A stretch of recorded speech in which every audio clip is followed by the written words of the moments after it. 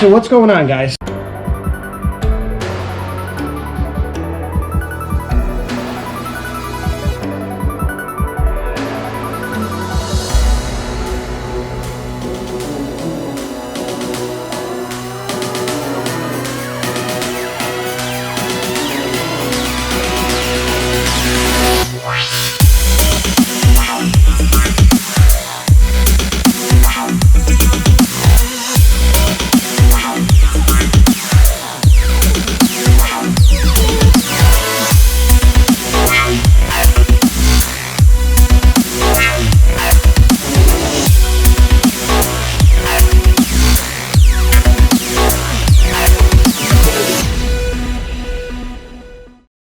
All right, so what's going on, guys? It is Sunday, and we're going to go over something that's probably pretty boring to most of you guys who like to watch me working on cars and welding and stuff. But for those of you who are business owners, whether it be an automotive shop or any kind of business owner where you have a space that you need to occupy, we're going to be talking about efficiency and cost effectiveness and maximizing profits by changing the layout of your space or maximizing the efficiency of the layout of your space. Now, this has come full circle to me over the last, I don't know, let's say 6 years. I had a almost 6,000 square foot shop up until 2017, and then I downsized to 2,000 square feet. I downsized even further to 1,000 square feet. We got busy again and we upsized to 1,500 square feet. So what we were doing over at the 6,000 square foot facility was basically a ton of unused space. We had probably, of that 6,000 square feet, we probably had 3,000 of it that was completely unusable. And that included renting part of the space out to someone else. We rented out about 2,000 square feet. 1,000 square feet of it was literally just storage. It was just a place for things to accumulate. And the total space that was actually operational that we worked in was legitimately 1,000 square feet plus the office, which was about 500 square feet. So we were talking, we were utilizing a maximum of 1,500 square feet in the building. The cost of the actual building was ridiculous to be only utilizing 1,500 square feet. So I figured if we got a 1,500 square foot facility, we would be able to maximize things better. However, the way that the facility we're in now, you can see, is it is much longer than it is wide. And having a square facility makes things a little bit easier to map out. When you have a long space, a long rectangle, it can kind of get a little funky when it comes to, you know, how narrow things get when you start putting stuff against the walls and whatever else. But what I've noticed in this space is when we initially set it up, we were kind of in a time crunch. We had to get work done, and we didn't necessarily maximize the total usage of the space. So what I'm going to do is I'll take you guys around and we'll take a look at what I'm talking about. So when we put in the lift initially, we wanted to put the lift in far enough forward so that we could get another lift directly behind it if we had to. The ultimate goal is to get another lift right here, but again, our width doesn't allow for that, because if we pull in and we have a car on the lift here, we can't get a car past it to get onto this lift. So that's problem number one. So we're probably going to have to put the lift back there. Now, I wanted to separate the two areas of, you know, actual general maintenance working and fabrication. Now, let me show you the fabrication spot and how currently it is almost unusable. So when we started out, we got the welding table here, which this entire mess is a conglomeration of stuff we're working on in this space, as well as stuff we're working on in this space. Now, the lathe and the Bridgeport are perfect. Those are where they need to be. You always want to have your, you know, specific equipment in one area so you're not walking across the shop to do so.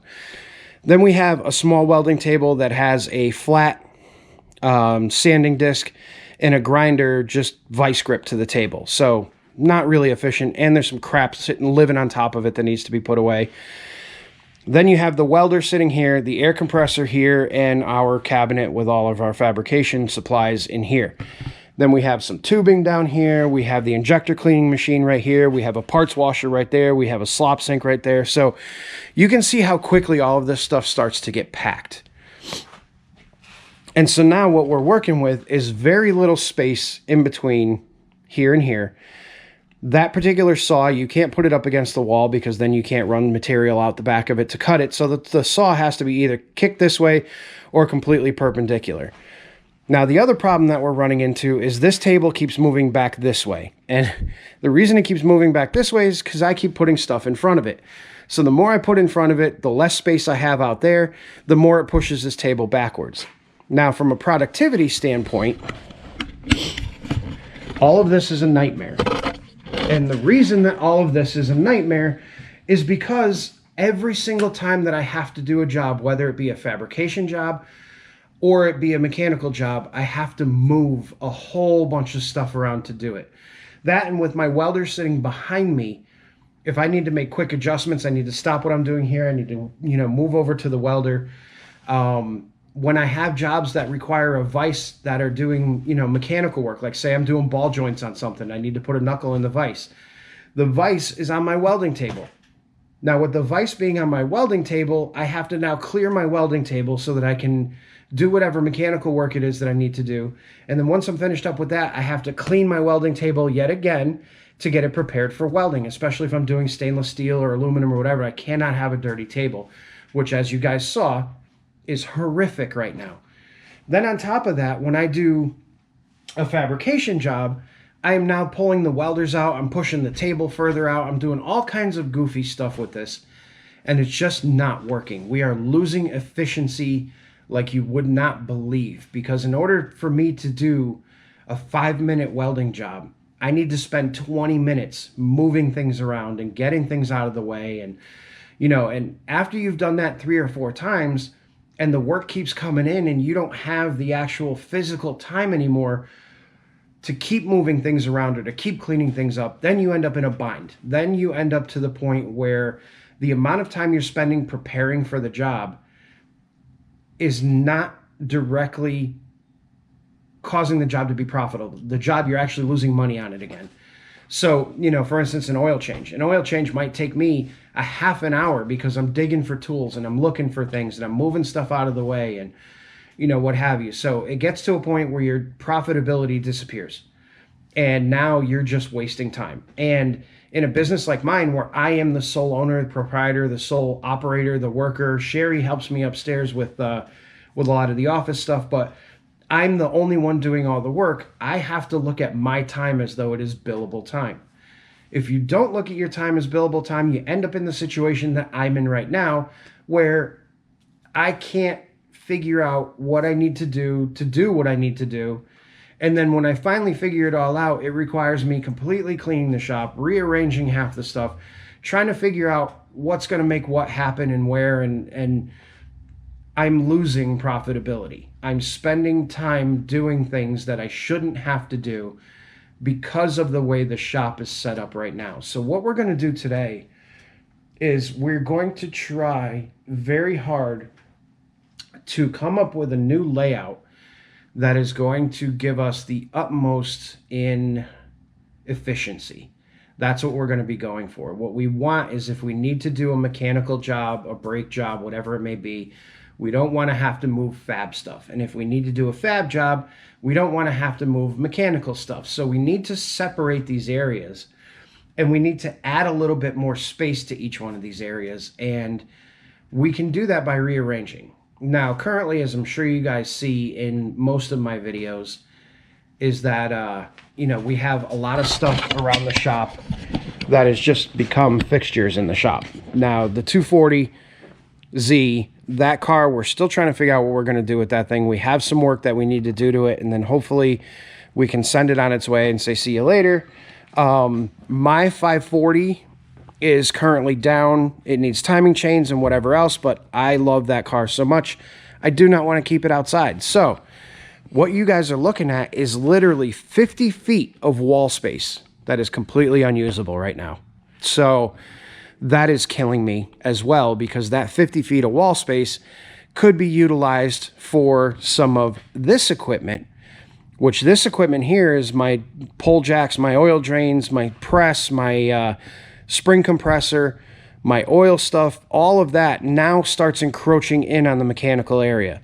So now I have to keep pushing this stuff back to get into the mechanical area, which technically if I had this wall available, I could put all of that on that wall up there where it would still be usable and it would be out of the way and it would be easily accessible from the mechanical area, instead of now having a car in the lift and having to scooch between all of this to get to it. So hopefully once I get the 540 fixed, we can get that out of the shop and we can now have an area for all of our stuff over here.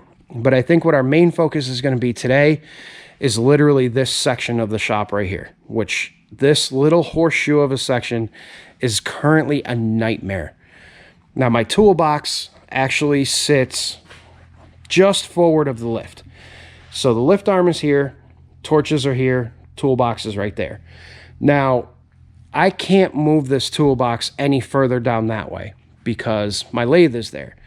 I can't move the lathe any further down that way because then it'll hit the Bridgeport table.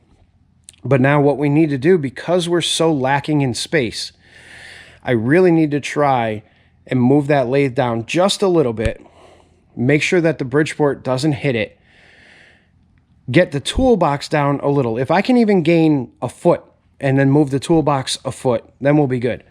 Then we're going to take this table, the welding table, and we're going to try and potentially pull it out this way, or what we may actually do is take the welding table and put it up against the wall back there, put the welding table there, put the saw out here. The saw is easily mobile, it's movable, we can then have all the space we need to cut everything, and we can do that. And then if we're going to put the saw here, we may take that toolbox and actually move it to here.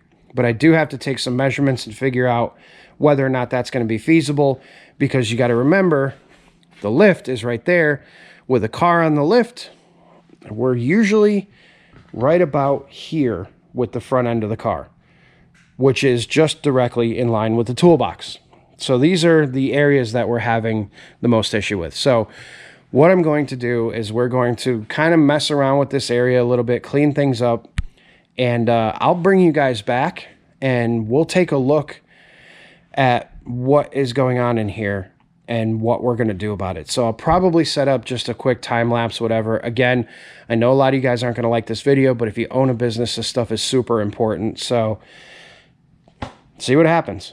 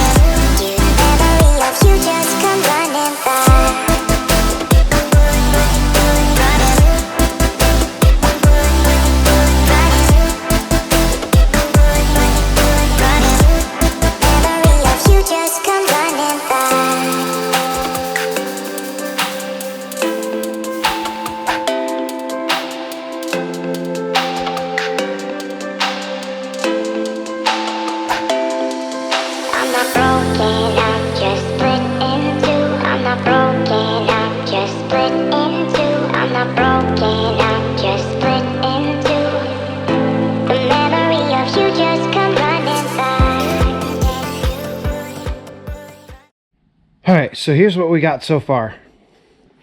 And I think we're headed in the right direction here. So now we've got our welding table used to come out to about here. So we've actually gained probably 6 feet of room this way. Back here, we were literally cramped in because the welding table's so wide. We were out to about here.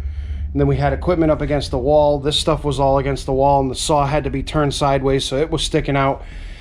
So now we have literally probably 8 feet, 6 to 8 feet of room behind us, which is good. Now, one thing that I'm a little bit bummed about is when I built this welding cart, I had the 6,000 square foot shop, and I overbuilt the crap out of this thing. I mean, you can see that it's got plenty of room. You probably fit 2 welders on each shelf, and I just overbuilt the crap out of it. I wish I had built it a little bit smaller, because if I had built it a little bit smaller, it wouldn't take up such a massive footprint in this shop. But saws are nice and tucked away down there. Bridgeport has plenty of room side to side. Lathe is still in the same spot. Probably not going to move that. We're probably not going to move the toolbox because I think we're good there. Now, what I want to do is I want to find a stand for this guy. I got it at Harbor Freight, so I wouldn't be surprised if they actually sell a stand for it. Get rid of this little table right here that we don't need, and put that on the stand right here. Then that grinder can go right next to it on the stand, and it'll take up the same amount of room as both of these, this one table. This grinder here is literally the grinder that I use for shaping my tungsten. As you can tell, the wheel's pretty worn out because I really need to get a diamond wheel for it. But it's a super low powered wheel that I'm literally just going to keep using to sharpen tungsten. So my plan is to bolt it to the top of the welding cart, so that I can just sharpen tungsten with it, run right over here, zip, boom, we're good to go.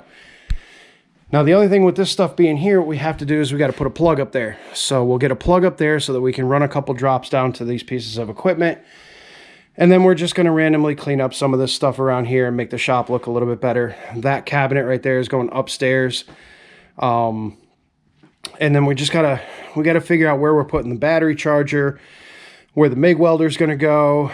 Because the MIG welder we use a lot under cars, so that can probably even go out there somewhere so that we don't have to tuck it in back here. And, you know, there's just various things that we need to find a home for. And once we find a home for it all, we'll be super duper efficient. And that will be way better than what we're doing now. So there is the after. All right, guys, so I know this was a super duper long video, and if you didn't like it, I'm sorry, but these are some of the things that as a shop owner that you have to do. And this is a lot of the behind the scenes stuff that people a lot of times don't see and don't realize, but making yourself efficient is probably your #1 priority. And I have struggled with that for years.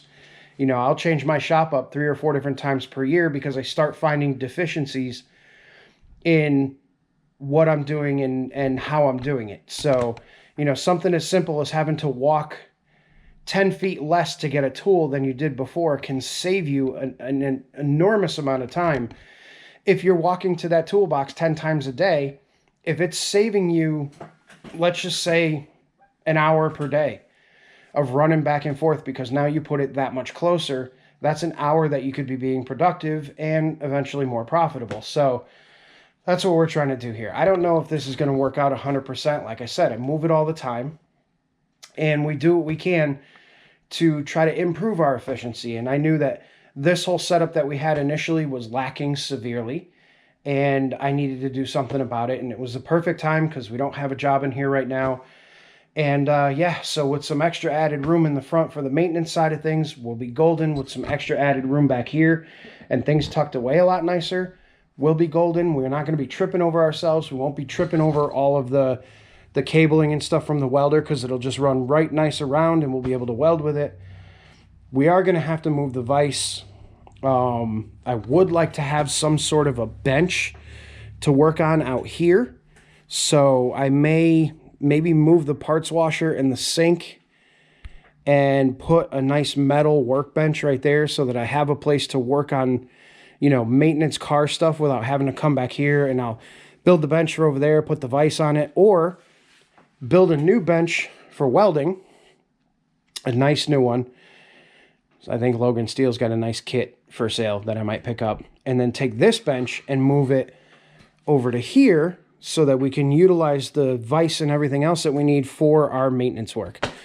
So we are going to you know, come up with a few more plans, make a few more changes, and over the next week or so, we are going to get this thing dialed in for the time being. So thanks for watching, guys. I hope this was helpful. I hope it was useful, and I hope you enjoyed watching the video. I thank you for coming along with me and, you know, kind of watching the stuff that I do. We're almost at 20,000 subs, guys. It's growing fast. growing really fast. It was like once we hit 10,000, it was off and running. So thank you so much for everybody that subscribed. And yeah, you know, if you guys are going to be hitting up drift events this year, you'll probably see me because I'm going to try to get out to a bunch of them. But again, thanks for watching. Thanks for subscribing. Hit that subscribe button. If you're not, hit that like button because it really, really helps out my videos. And hit the little bell icon so that you get notified every time I post, because we don't necessarily have a posting schedule. I post videos whenever they're relevant. And yeah, so I will see you guys on the next one. Have a great night.